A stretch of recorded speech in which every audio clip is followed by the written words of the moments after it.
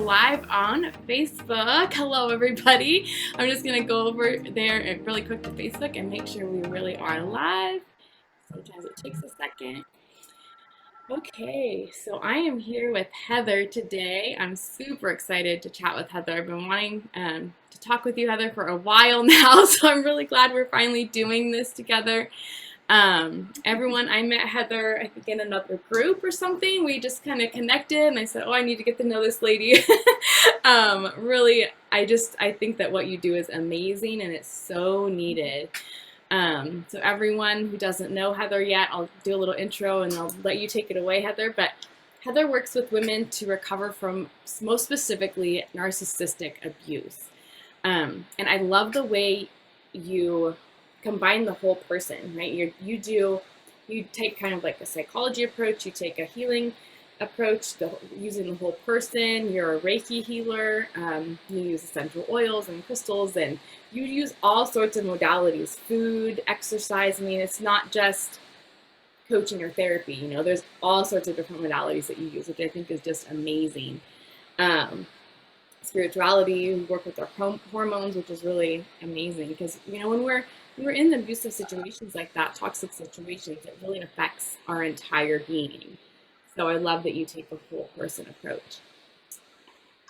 Thanks.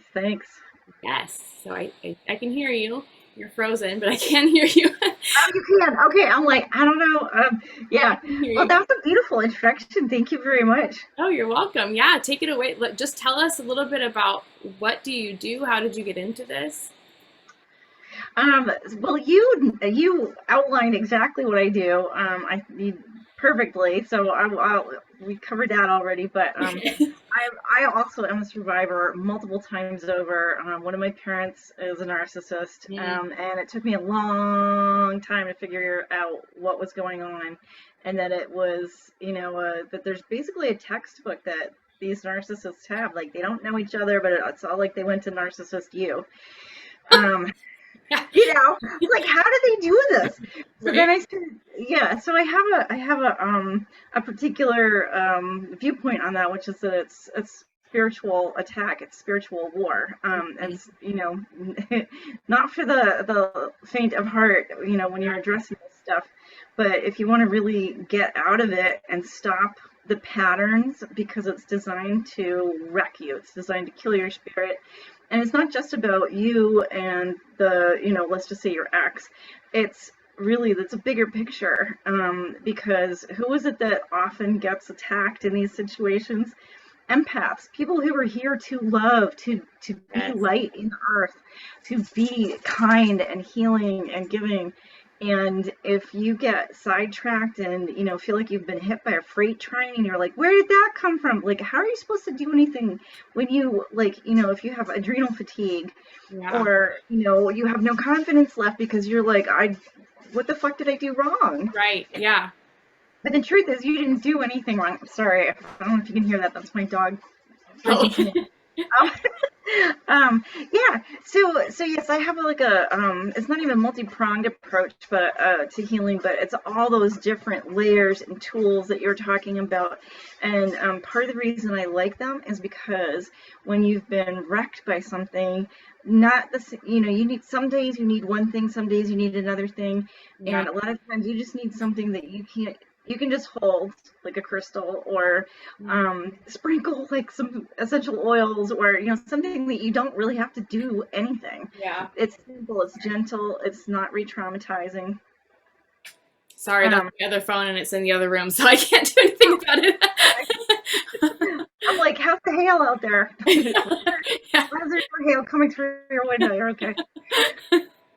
So, but yeah, you know, it's you and I have an interesting kind of like crossover, because a key component to narcissistic abuse is basically just trashing your self-confidence, pulling the rug out from underneath you. And that is like, there may be varying steps that lead up to that, but that's like that's the goal of the narcissist, whether they're aware of it or not, because some of them are and some of them aren't. And from my perspective, I really don't care if somebody's a certain, a covert narcissist or a whatever narcissist. There's a bunch of different categories, but the only part that's really important is this person a narcissist, and have they abused you, and have they hurt you? Are you hurt? Mm-hmm. And I think I know you have. I think you said you have a question that came in from somebody. I want to make sure we get the time to address that, but I think another thing that you were asking me earlier about was how do you know if you're being abused? Yeah, And that was actually the question. oh, is it? Oh, okay. What are the signs of being caught in the situation of being abused by a narcissist, and how do you detach and rebuild your life? So that's exactly what we're talking about today. So, Okay. yeah. Yeah, 'cause, I have some resources on my website, which is peacockandpaisley.com. So there's like a checklist to see if the person that you are with or were with, is likely a narcissist. Perfect. And then also on my website and then on my YouTube channel, I have some free videos for healing tips. So there's meditations and things like that, but there's also 2 really long ones that are about 45 minutes long. They're both about how to get out of a narcissistic relationship. Mm-hmm. Okay. One is specifically about something called gaslighting, which is a typical tool that narcissists use. And so that's one way you can tell if you have been, in a relationship with a narcissist. A shorthand way of describing it is they will try to fuck with your head and make you feel like you're the one that's crazy and you're doing things that are wrong. Right. An even simpler way, if you back it up a little bit more from that, an even simpler way to recognize it and understand it is, are they accusing you of things that you would never ever do? And one of those typical things is cheating.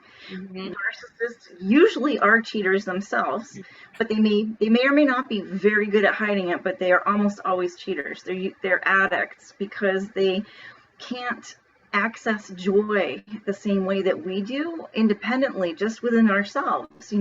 It's between us and the divine, whatever you want to call God or the divine, or all, whatever names you use for it. Yeah. It's, if you're a healthy person, you have an inbuilt ability to access joy and energy, positive life force energy. And it's both within you, it is you, you're part of it. But narcissists are cut off from that.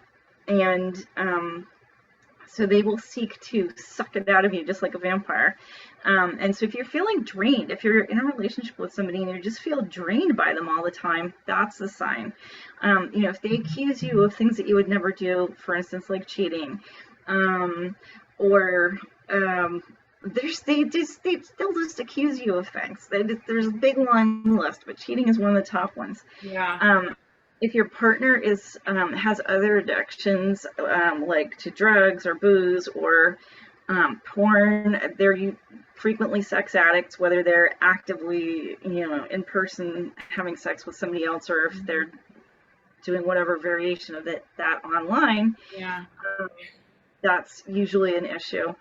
And then there's a wide variety of other things. But if you're sitting here today watching this and going, I don't know. If you feel disquiet within your spirit, within your personal being, if you're not feeling like you have well-being, or that somehow it's being leaked away or taken, just be done. It's easier said than you can't always just snap your fingers and get out of it. But that's, and there are steps that if you're deep into the relationship, and then there are a lot of steps you may need to take to get out as soon as you can. But one of the big keys is, don't let them know that and don't let them know that you're changing. Right. And this is hard because you likely don't want to lie. You don't want to lie to somebody that you love. But you need to get out, and you can love them from a distance, but you don't have to love them in person. Yeah. I want to back up for just a second, kind of dig a little bit deeper into what are the signs, because I know a lot of women who have been in that situation where they're like, I just feel crazy all the time. He makes me feel like I'm crazy, or he acts like I'm wrong, or I'm doing this, or I'm insane. And and then they feel like they're totally crazy, and they don't leave because they think they're the ones that are doing something wrong and they're crazy and they need that person, right? They make them feel like they need me, so they stay and continue to feel crazy.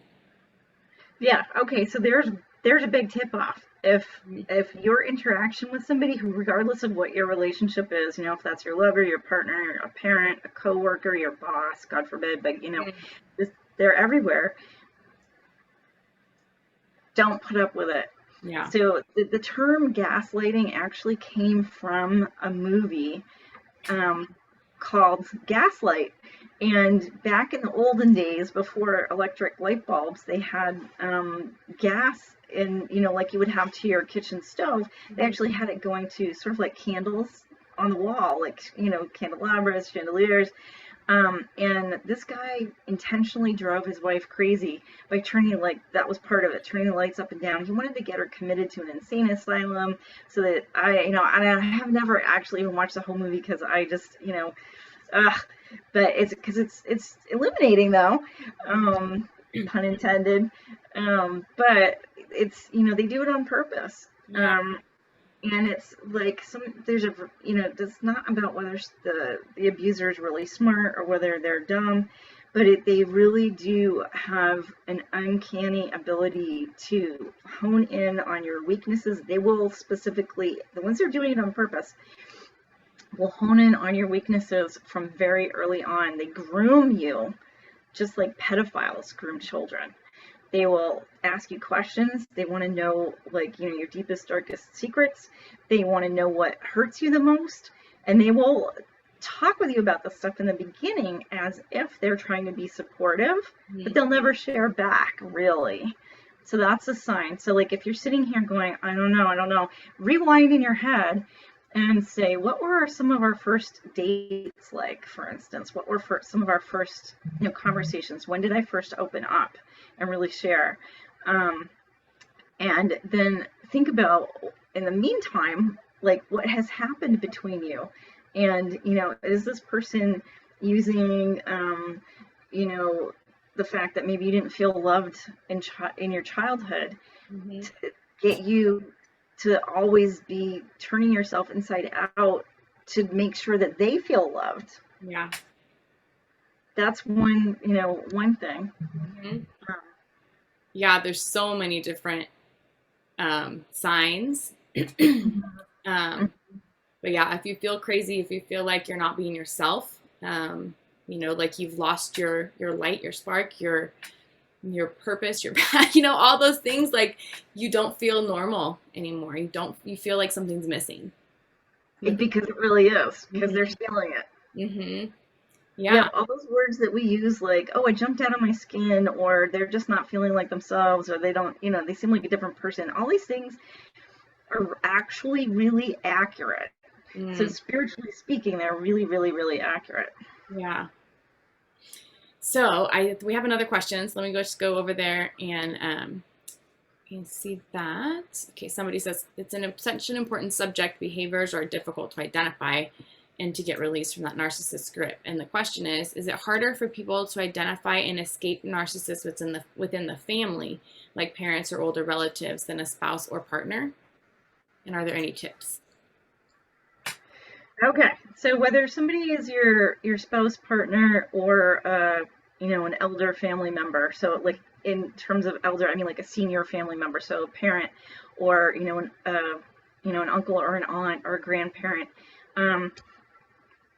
It depends. It comes, so financially, that's a big part of it. And financial abuse is a typical part of any abusive pattern, but that's something that narcissists use to keep you stuck with them.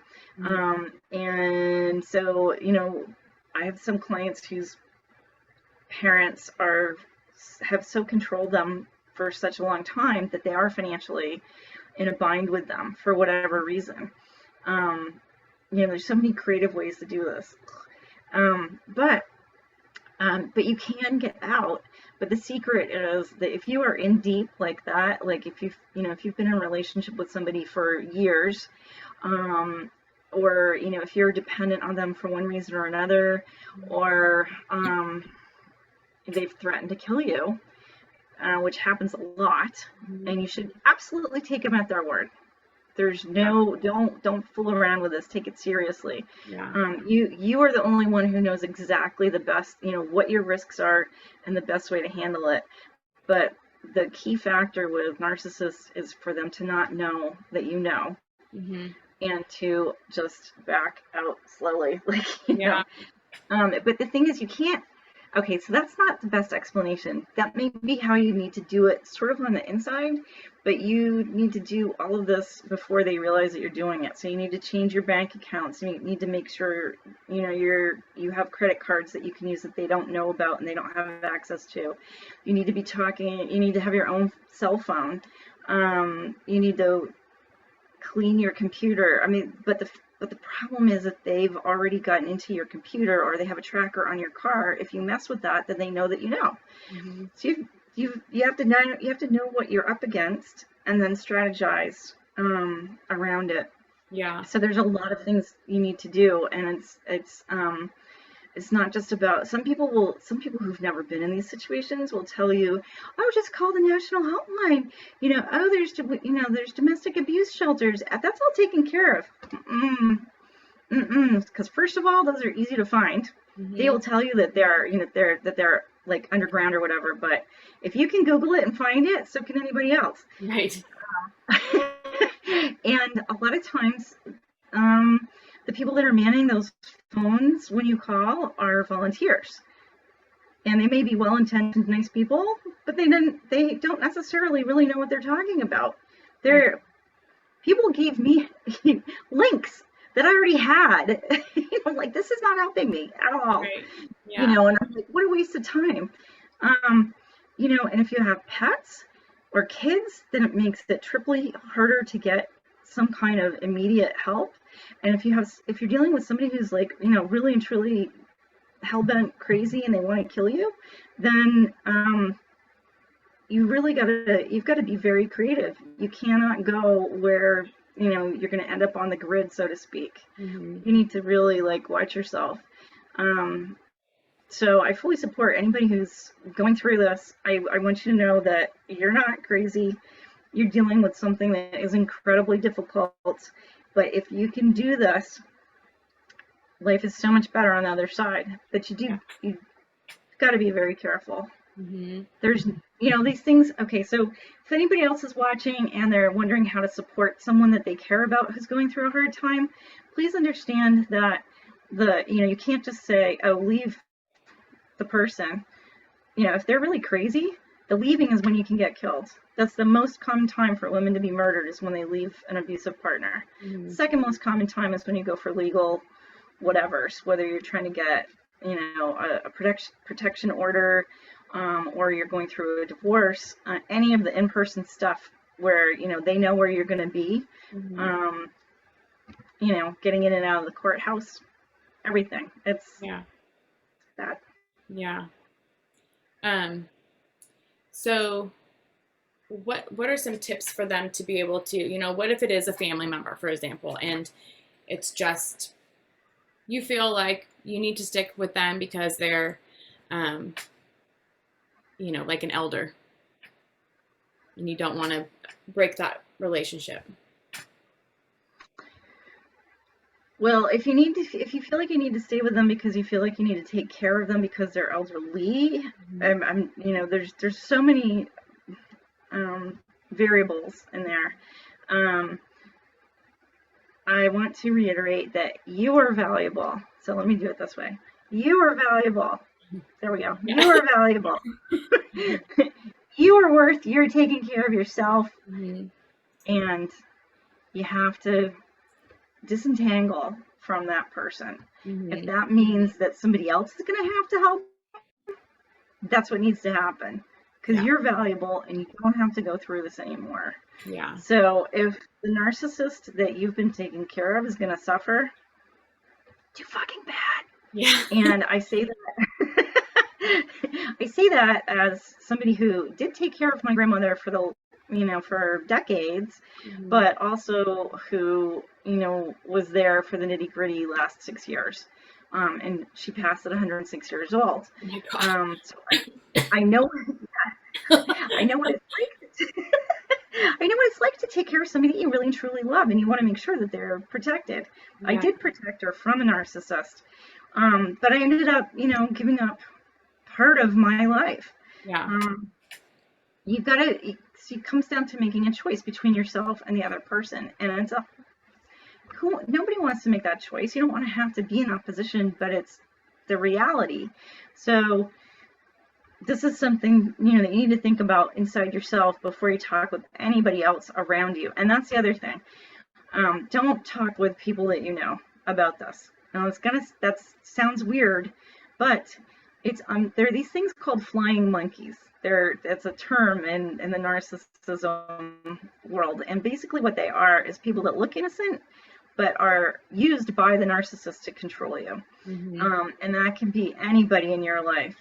And a lot of times people will betray you at the last moment. So you don't want if you're going to leave and you need to leave stealthily, then you don't want somebody else to, tip off the narcissist. Right. So that makes it difficult, but it's really important, something to think about. Shoot, I've had this question run through my brain a couple times and it keeps coming and going. So my understanding of narcissism, like true narcissism, is that they really can't change. Like they can go to therapy, they can go to get help, but really they can't. It's like they're a sociopath. Worse than that. Worse than that. Okay. So, I hear from women sometimes like, well, he's going to therapy, he's getting help, he's changing, he's this, that, or the other thing. Tell us a little bit more information about that.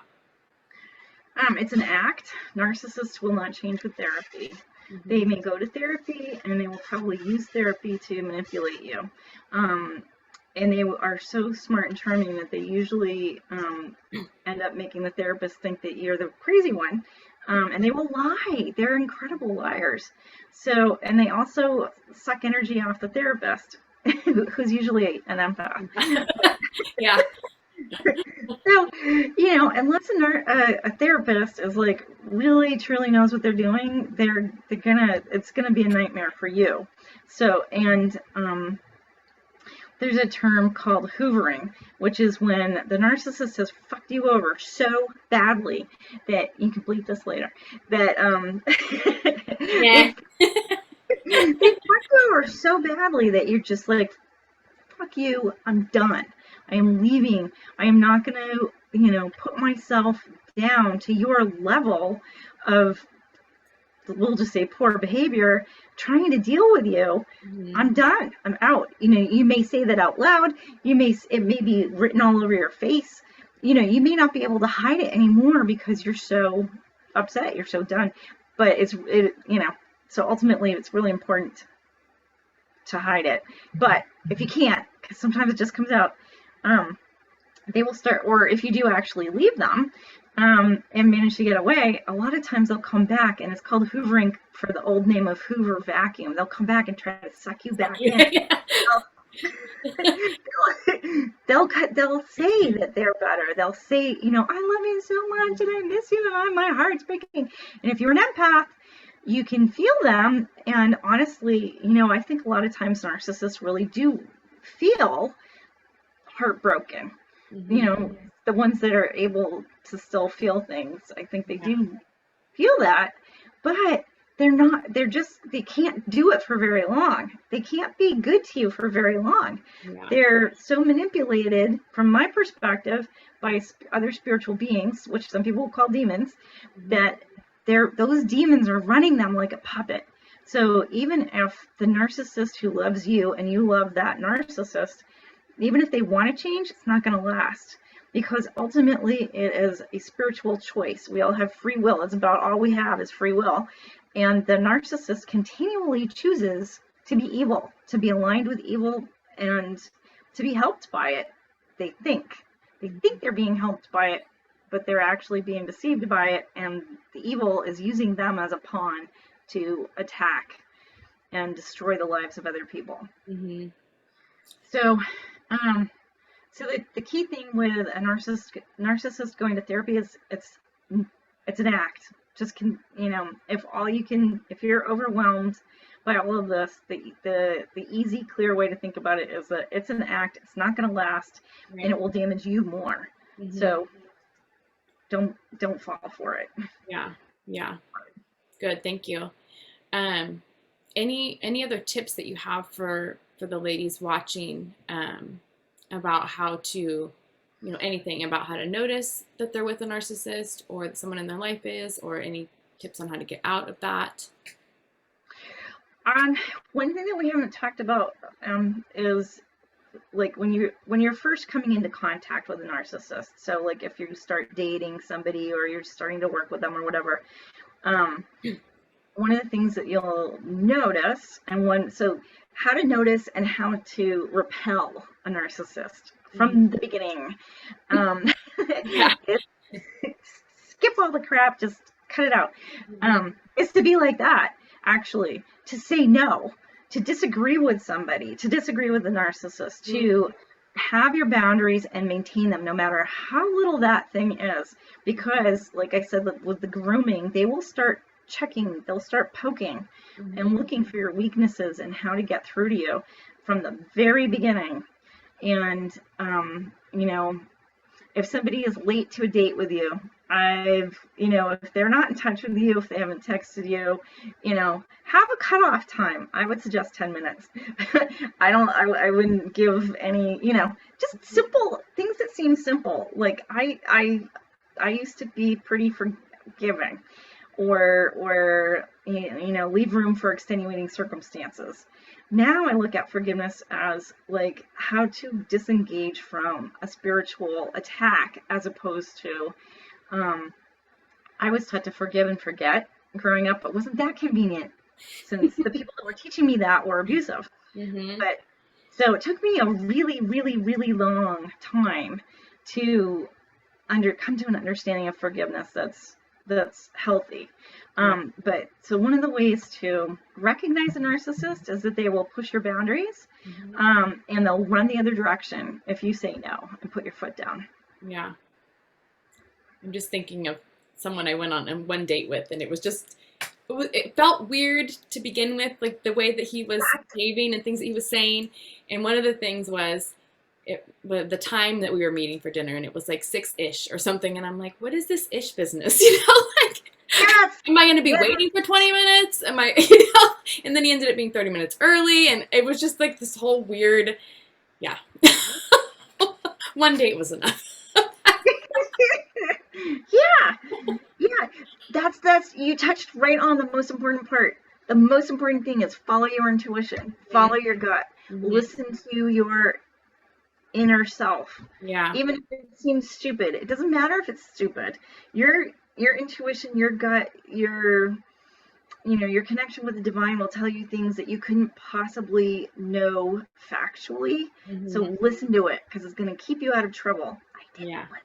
Yes, it was really, he brought like a dozen roses or something they gave me afterwards, and it was very strange. He gave it to me after. It's very strange. Was he planning to fuck up? Is that what it was? I don't know. But I was like, I have these flowers just in case. Right. I told him I didn't want to, it wasn't going to work. And then I ran into him another time, and he would not even talk to me. I was like, hi. He was just. So yeah, my intuition has been confirmed. Oh my gosh. That sounds like, good for you. Good for you. Anyways, I know you have a lot of awesome stuff on your website and ways to work with you. Can you tell us how they can get a hold of you if they want to talk to you more? Yeah, DM me on Facebook. You're welcome to. And I also have a contact form on my website, which is peacockandpaisley.com. And then I'm on a bunch of different social media platforms. But I'm open and accessible. However, if you are currently in a dangerous situation, I will be really careful about how I talk with you, because it puts me at risk too. Mm. You know, usually partners have access to, you know, usually the abuser has access to your phone, or your computer. So when we're connecting, when you're, you know, when you're looking for information, be careful. I want you to live. I want you to be healthy and happy. You know, if you're at the point where you've gotten out and you're really ready to heal, I would be so happy to talk with you. Yes, I have like I have a coaching program that's like a year long. I have a course that's financially a little bit of a smaller bite. And then I have little chunks of that course that I'm starting to make available, so that you can start with little pieces. Um, and I hold on one second. Let me figure out which. So do you know what mudras are? They're Yeah, like the yeah. The that yoga one. things. This is the one for courage, and I just Oh, wanted to share that with you. okay. Yeah, so I actually have a course for mudras, and Oh, nice.